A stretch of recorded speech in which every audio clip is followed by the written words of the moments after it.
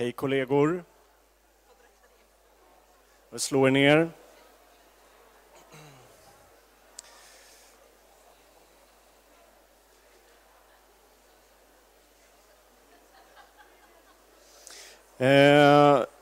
Det är en stor ära och fantastiskt roligt och utvecklande för mig som lärare och pedagog att få hit Dave Cormier. En kille som jag har pratat en hel del med på nätet och på Twitter.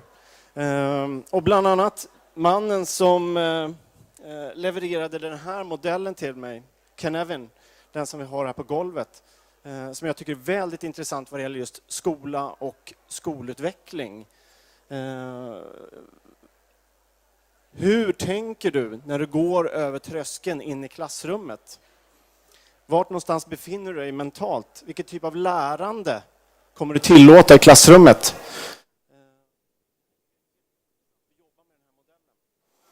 Och Dave har en hel del tankar runt omkring det. Och framförallt MOOC, Massive Open Online Courses.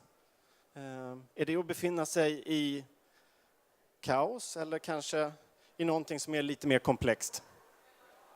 Allt det här kommer Dave prata om. Och MOOC är ju ett öppet lärande på nätet. Och jag tänkte att vi skulle pröva och jobba lite kollaborativt. De som sitter med några typer av enheter här kan använda de här länkarna. Vi har en för skola, en för högre utbildning och en för bibliotek. För skolan så har vi en moderator, Hanna här borta, som kommer sköta det rummet. Samla länkar, samla intryck, prata och skriva med de som är där. Även de som jobbar nu över nätet, i och med att det här är livesänt. Vi har högre utbildning, korta.nu, /MOOC, H-utbildning. Vi har Sofie uppe i hörnet där, som kommer jobba med den. Och slutligen har vi Christer Widell. Christer? Någonstans? Inte här, där ute. Christer Widell är moderator för den, kan man säga, minimoken för biblioteken. Så där kan ni samla länkar och skriva tillsammans då. Men nu tänker jag introducera Dave Cormier från Kanada. Very welcome.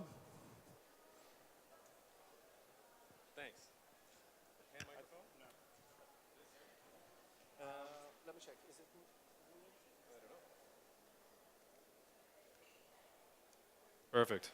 Ta-da! I'm going to assume that Per said very, very nice things about me. I will admit now that my Swedish is, I've got about 5 words so far, but it's been a really interesting trip so far, and I'm really excited to talk to you a little bit about the work that I've done and maybe how some of that work might apply here in Sweden. I think I'm getting some...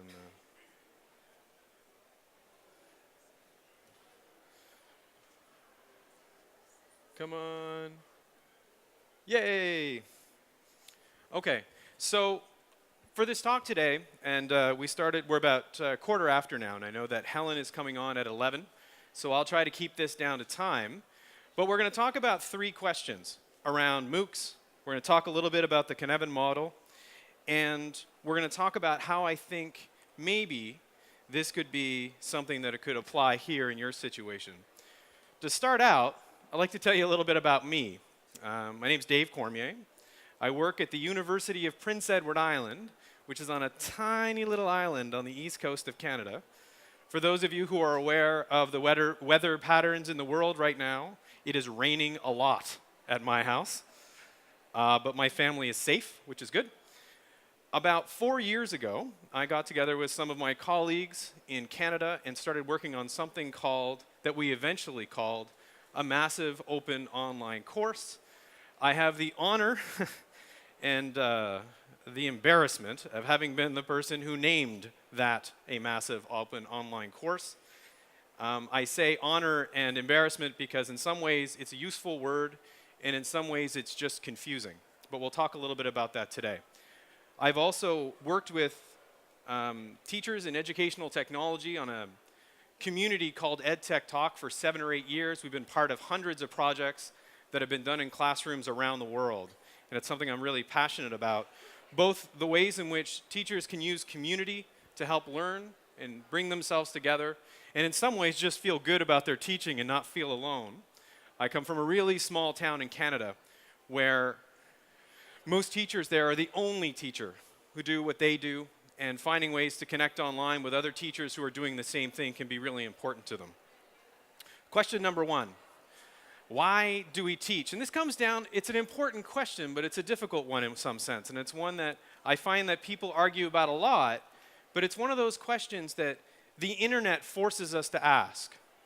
Because if education is simply about giving people content, then the internet already does that. Right? All the content in the world is up there for people to get, and if teaching is just giving that to people, well then there's not much for us to do anymore. I think it's an awful lot more than that. And I'd like to use a simple example that involves me talking about my kids, which I always love to do. That's Oscar, that's Posey. They're 6 and 4. And teaching them is something that I'm really passionate about as well. And I thought maybe an example of why I teach them and sort of my own thinking around there would establish some common ground. So in one sense, we teach them, when we see fire and we look at kids, don't touch, right? Don't touch that. It's fire, it's flame, it's going to burn you. That falls into this simple category over here. These are simple lessons. If you see fire, do not touch it. You know, 1, 2, A, B, simple things to do. Fire burns, bad, right? Those are simple things. Then we have, don't play with fire. Well, sometimes we light fires and sometimes we do stuff with them. It's a slightly more complicated lesson. It's something that takes more judgment. It's something that takes experience to figure out when can you do that, when can you not do that, right? It's a more detailed lesson. The next one, which falls into that complex realm of things we want to teach people, is hot things are everywhere. Hot is one of those things you need to look for. I can't tell you in advance all the things in the world that are going to be hot. What you need to understand is that there are hot things. And because of that, because you learned from the simple lesson that that can hurt you, then you need to look for those things in the world, right? So, putting it another way, fire burns, don't touch it. There's a simple lesson. When people tell you to do something, you should listen to them, right? That sort of complicated lesson, and hot is something you want to check for. And there's your complex lesson. Now, when we take that simple example and we bring it out to education and we ask the question, when I ask the question, why do I teach? My answer is always the same. I'm trying to prepare my students for uncertainty so that when they are challenged with things they don't know how to do, when they are uncertain, they have the tools they need to decide. And there are 4 kinds of that, and we're separating this out into the Cynefin model here, right? We have 4 ways of looking at that uncertainty. And I find that really helpful, because when we talk about learning, sometimes we're talking about simple things. When we talk about online learning, too often, I think, we're talking about simple things. When I think about education, the things that I care about are mostly over here. What are the important lessons that we have to teach people? What are the important things we want to take out of the learning experience? So when we take this model and we apply it to education, right? It's kind of nice to have this big chart here to walk on. Thanks, Per. That's great. And I want to have a little bit of audience feedback here. Sorry, I didn't warn you here. But maybe even if you guys just shout it out. This is, for the simple model, when we look at simple things in education, the one thing we don't want to do is reinvent them every time. Right? If it's a simple lesson, it's fire, don't touch it. We don't need to review that. Right? There are simple lessons all through education.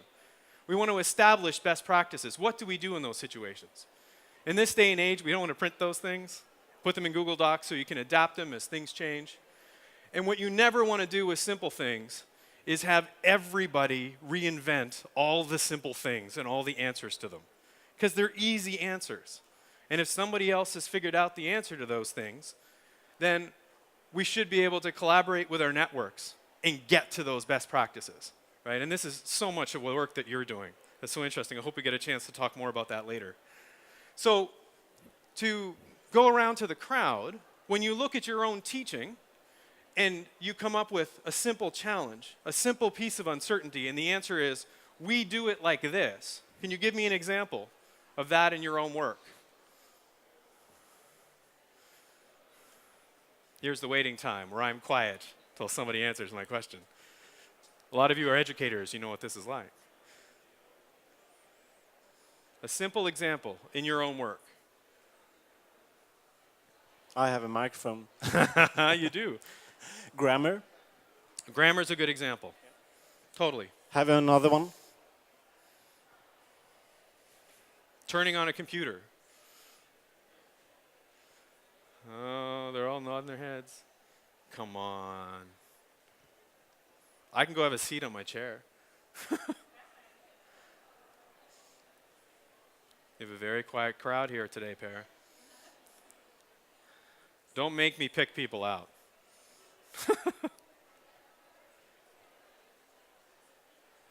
Can we get one more? I think we have none. Oh, good. Excellent. Oh, come on, go ahead. Okay. Yay! I was going to say, it's going to be a long 40 minutes. Knitting. Knitting. Oh, I don't know. Knitting, yeah, but I knit, and I'm very bad at it. And I don't like to think of it as simple, because that means I'm very bad. No, but it's true, because you do a purl stitch, and a purl stitch is done like this. You do a knit stitch, it's done like this. I may not be able to do them, but it's still a simple process. There are rules that you follow. There are best practices. It's a perfect example. You're right. Thank you.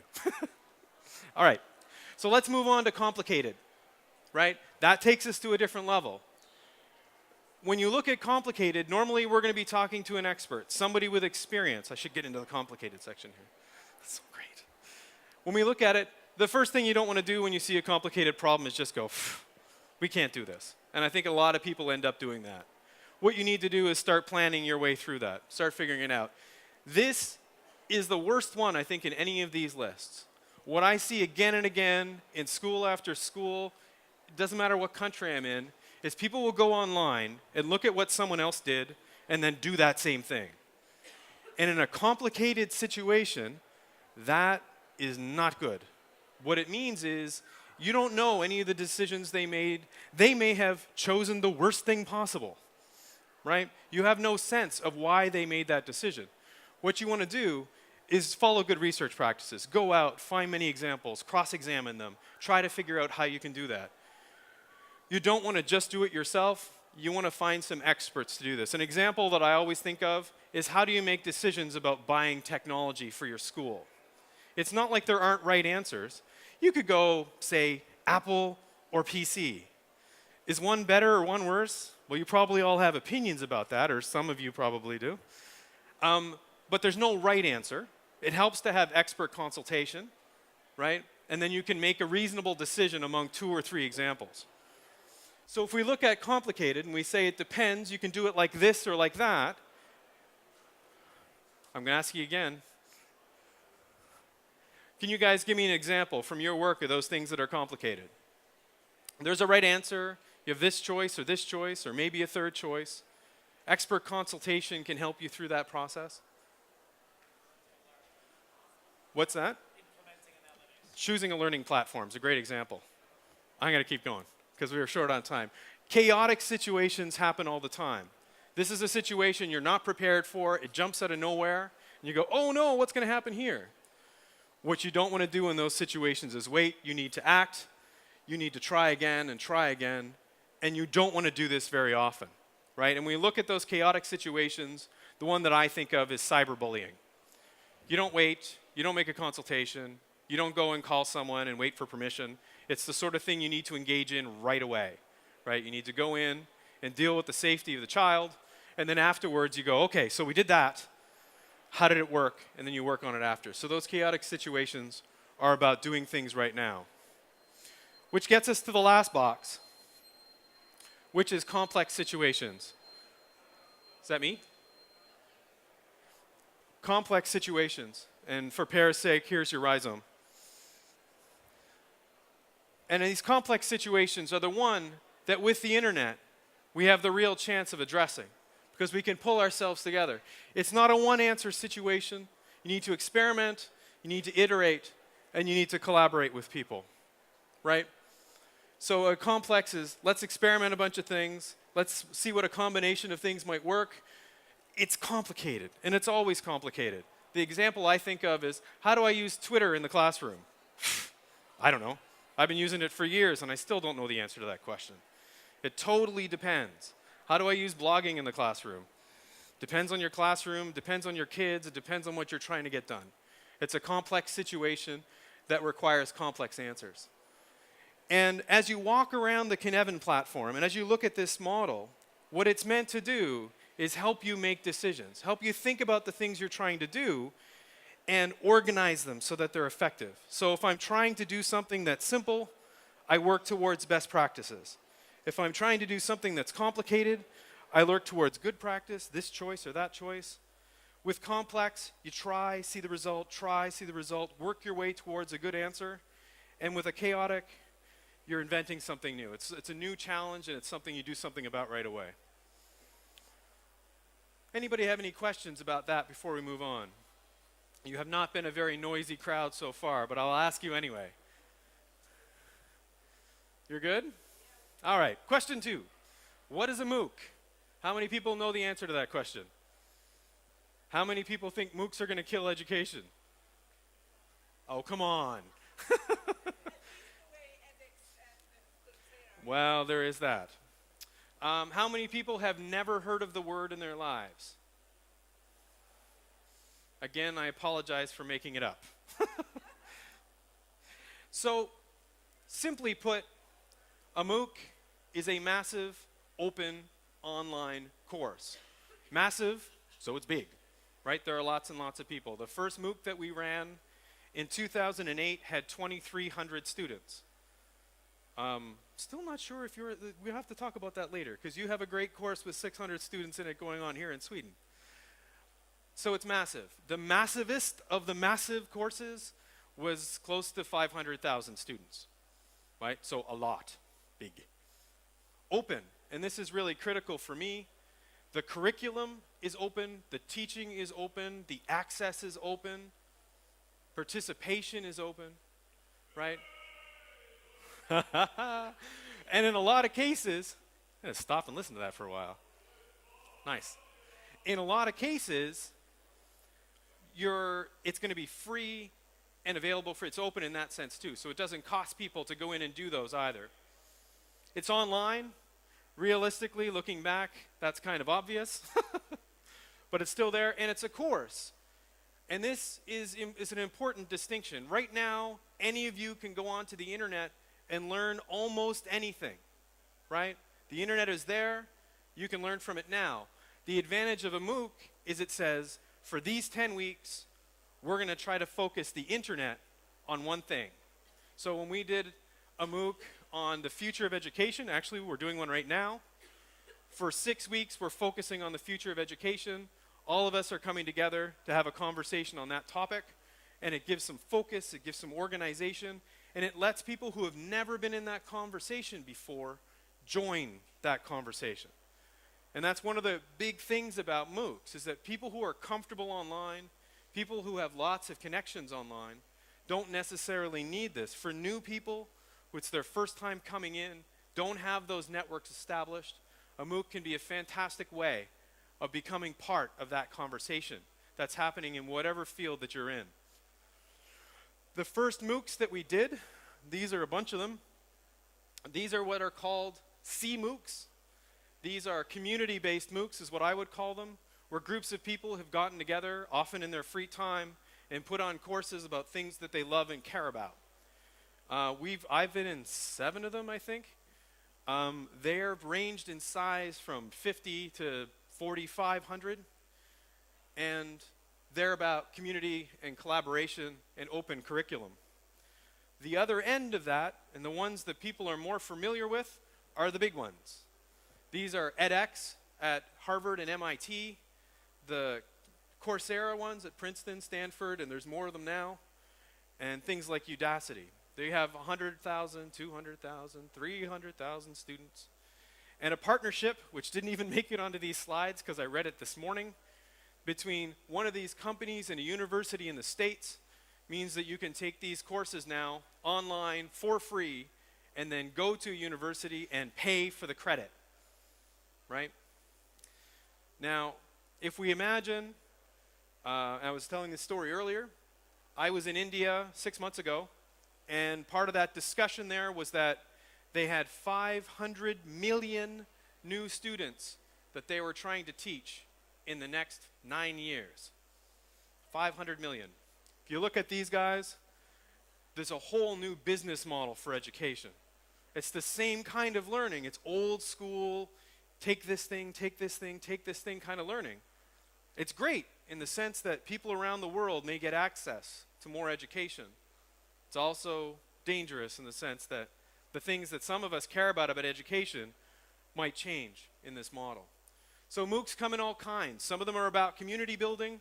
Some of them are about getting the same content out to lots and lots and lots of people.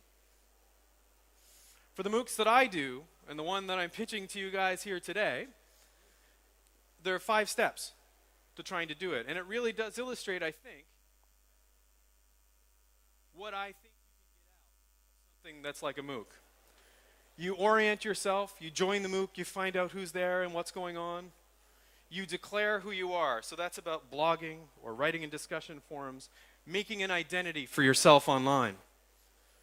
You network, that's about connecting with people, right? Finding other people who are doing the same kinds of things you're doing, people you can work with, people that you can find some way to cluster with and join together and work with. And then the last part, which is the most important part and the key thing to understanding MOOCs, is about focus.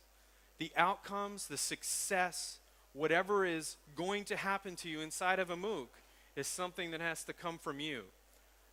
In a MOOC model, decisions about success are not made by the instructors, they're made by the students. Often the curriculum ends up being made by the students. Often the curriculum is participatory.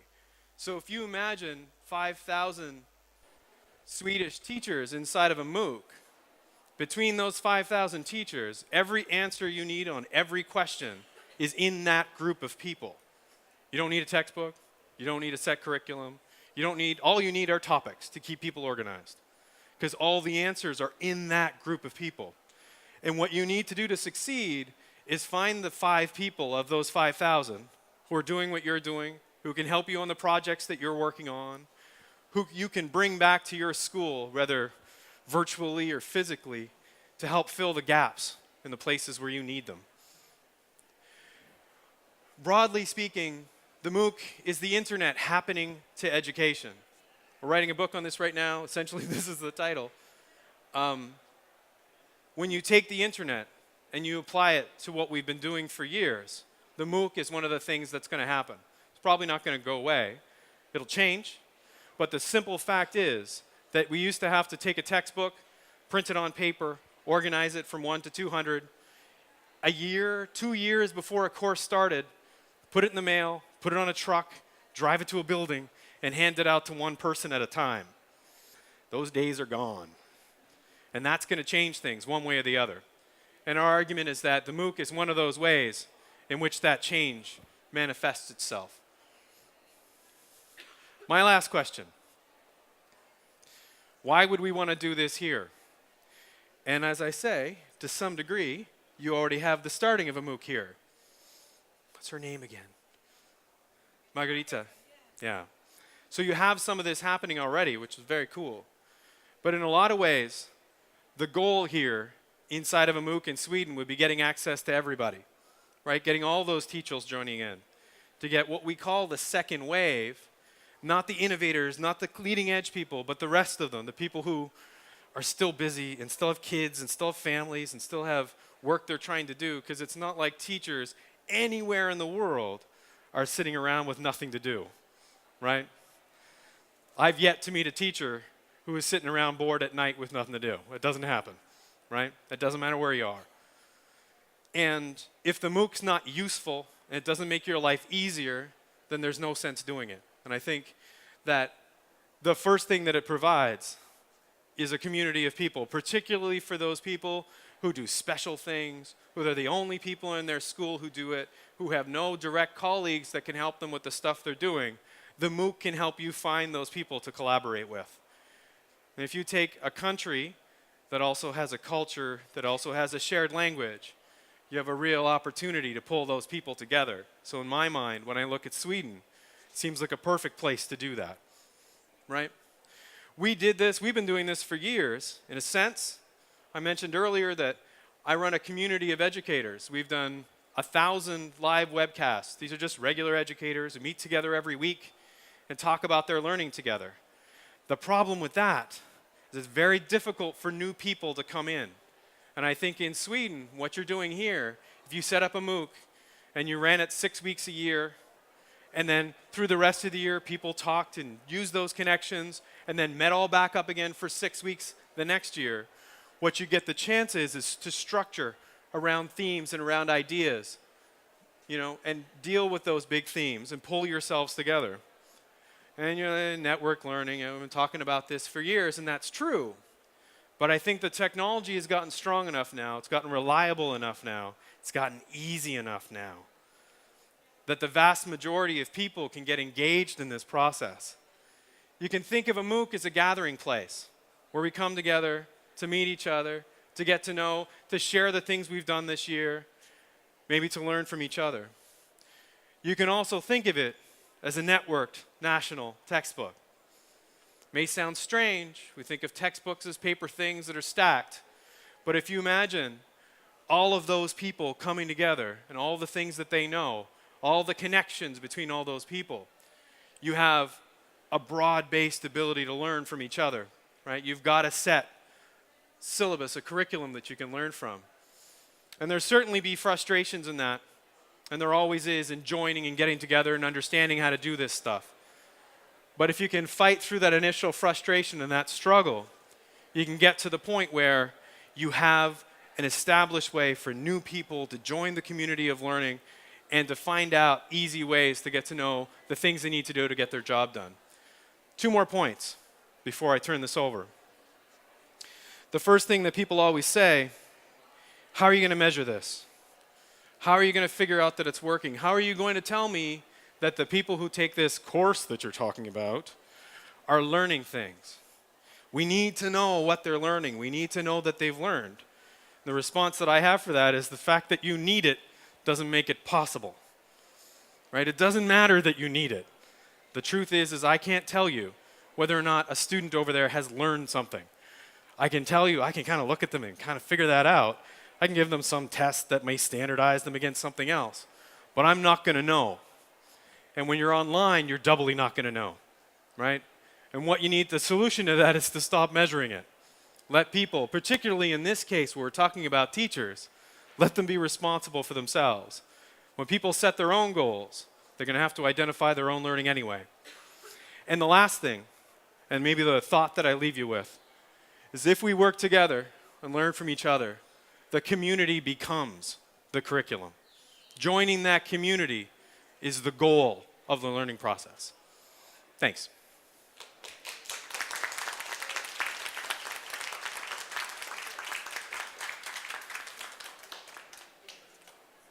Questions? Comments? Feelings you'd like to share?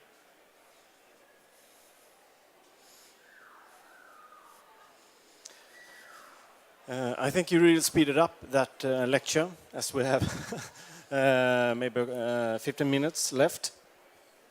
So anyone want him to elaborate some parts of this lecture?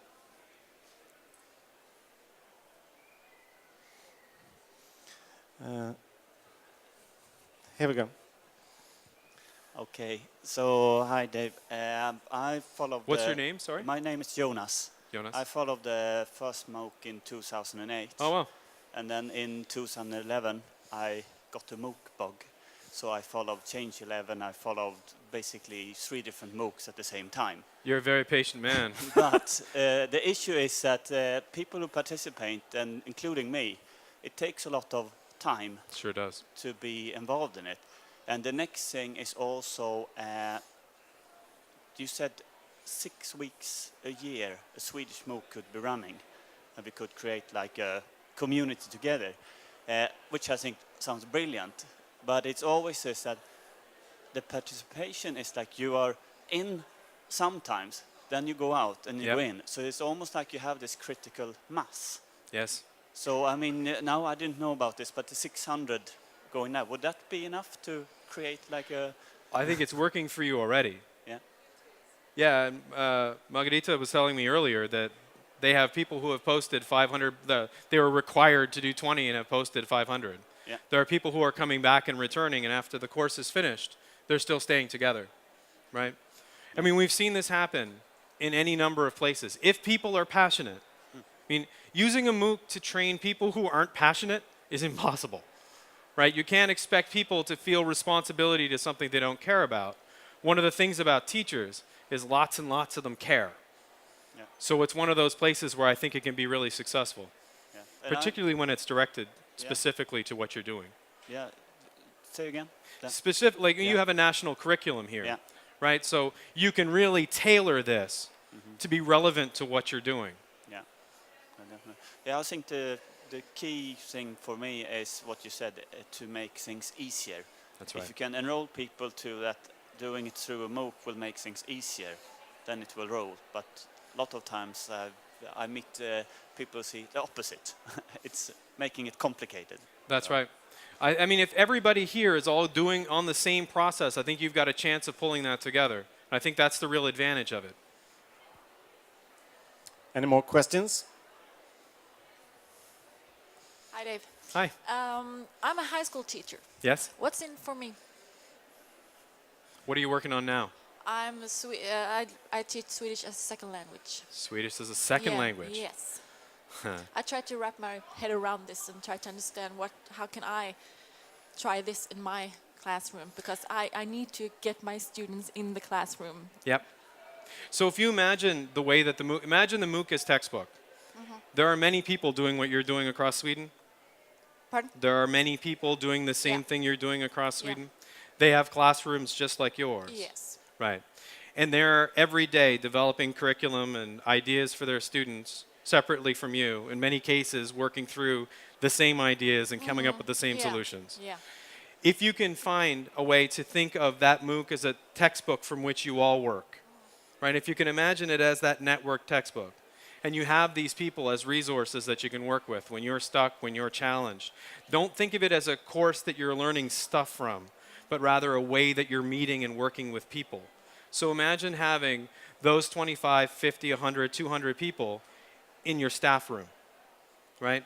That's the difference.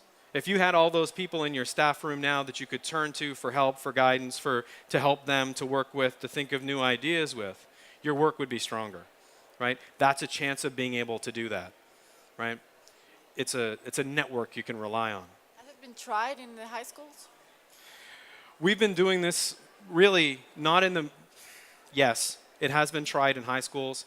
EdTech Talk is a community of high school and middle school teachers that have been working together for years and years, relying on each other in this way. On a small level, we've had a back channel, Skype channel with 50 of us in it, where we've been going back and forth for years. I can't figure out how to do this thing. I have this idea, I just had this really great idea. And online, these networks have been there for years too. But the problem is if you're not in a network now, it's really hard to break in, to start building that community. And a MOOC means that not everybody has to build that community on their own. You can join together and sort of have a pre-established group to work with. Well, I can start in my classroom to build this network in my classroom. It's not a massive, but... That's with your students. And I'll give you an example. We had a project that we ran, actually it's still running, called Youth Voices, where dozens of high school classes have been working together for for writing.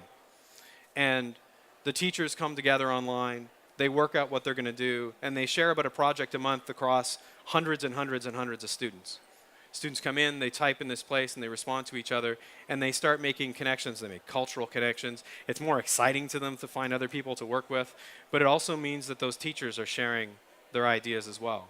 So definitely local, those things are really, like, I'm not suggesting that you would in any way replace those local strengths. What this does is gives you another level to bring all the nodes together. Okay, thank you. Thank you. Any more questions? Well, hi, Dave. Hi. I'm Margarita Hellström. I run this course you talked about for teachers at the Royal Institute of Technology. It's called Digital Competence and Learning for the 21st Century. That's great. And what's great is really it's a very heterogenic group. We have everything from teachers, students, and librarians until teacher trainers in university and other university teachers. And they are from born 87 to 47, and they're actually, that is a really good thing. Yeah, for sure it is. And as you said, they are blogging about their learning every week and also comment on other people's blogs. Yep. And they keep on in this community. But we can't have 6 weeks full-time or online like that. They have to come in and go out during maybe a year. Right. Because, as you said, you've got a family that's much nearer, and you've got all your students or pupils at school, and everything you have to do, you know, with exams, and you have to do all these other things. And that means that they'll come in and be very effective maybe for a week or two, and they'll maybe only lurk for quite a long time before they come back and do the rest. And I've got a problem with my university who doesn't understand because they're not passing through quick enough. They don't get their 8 credits quick enough. So I said, well, is this really a good idea? And now they want to shut it down because they really don't understand the idea behind it. Yeah. And that all these teachers are helping each other. Well, MOOC is, popular at the moment. Yes. Maybe I can call it a MOOC because it's actually the same way You of could learning. totally call it a MOOC. Yeah, and maybe You have my rubber stamp on that. How's that? Okay. Dave says it's a MOOC. Yeah, because I don't know how to do it with teachers. You have a lot of teachers here, and actually putting the question to you all. Yeah. How could we run something like this? Is 6 weeks that will be on your vacation? Is that really a good idea? Or would you rather go in and out during a year or two? If it was supported by the school system, you could build it in. And that's what I'm talking about it nationally. Like, you'd have to have it supported across the board. You know, we have PD days in Canada. I don't know what you call them here, but I'm assuming you have them. Professional development days. This is it, somehow, some form. But that's an interesting thought, and I think we really should sit down and talk about it. This afternoon we're going to talk about this extended collegium, me and Hanna. That's one example of a MOOC, really, but a little more informal, maybe. We have a question. Yay, questions. Maybe an observation more than anything else. Alistair Creelman, Linnaeus University. MOOC is, of course, MOOC is about open online courses. Yes. But I think the discussion here is becoming massive open online communities. Mm-hmm. And maybe in a way we're moving towards a new definition of the whole concept, because what edX and Coursera and so on are doing is they're offering courses. Yes, they are. Whereas your variety of MOOCs from the beginning are really, in a way, dynamic communities, and that maybe it's the community aspect that is the difference between the regular, the high-profile MOOCs and the low-profile MOOCs. The community is the difference. I'd like to believe that. I think the important distinction between, first of all, you can't start a community. Community is something that develops over time. It's about friendships, it's about connections, about caring about people. And you can't just say, I'm going to start a community over there on the 12th of September. Ideally, MOOCs are community generators, in my mind, for me. I don't know that everybody else in the field would agree with me, but that's certainly what I'm pitching. The version of it that I'm pitching here is the idea. And the only issue with what Marguerite was saying is that those communities of people are often difficult for other people to break into. They can establish their own language, and it's difficult for new people to come in sometimes. And if you set aside 6 weeks, and it doesn't have to be an intense 6 weeks, it doesn't even have to be credit 6 weeks, but it gives people a chance of starting, right? For everybody to start together, for all the new people to start at the same time, for a lot of people that can be reassuring, right? Because we've had communities like this for years. I mean, The Well started in 1992 online and had lots and lots and lots of people coming together to learn how to do things. And EdTech Talk has been doing it for years too, but what we've noticed is after time, those communities are very difficult to break into, right? The founders of communities tend to be not necessarily on purpose, but they tend to become exclusive. So hopefully this is a chance to build them, right? Thank you. Anybody else? Any more questions? Comments? Oh, cool. Hello, my name is Christer Videll. Hello again. I'm very much into school libraries. And my question to you is, has the school library any role in a MOOC? And we discussed this earlier. And I think that when I imagine a network textbook, to me, and I imagine a national networked textbook, the librarians seem like ideal people to curate that. You know, somebody who can keep pulling the content together, keep it rationalized, keep it findable, keep it so that people understand the literacies they need to be able to go through them. All those roles that libraries have, you know, served for centuries, really, right? And I think as long as they adapt along, or try to adapt along with the rest of us trying to adapt, I think that there's a definite strong role for those exact same roles that librarians have been serving for a long, long time. Does that make sense? Yeah. Cool. Thank you. We have 5 minutes before Helen is supposed to go on. Do we have any last questions?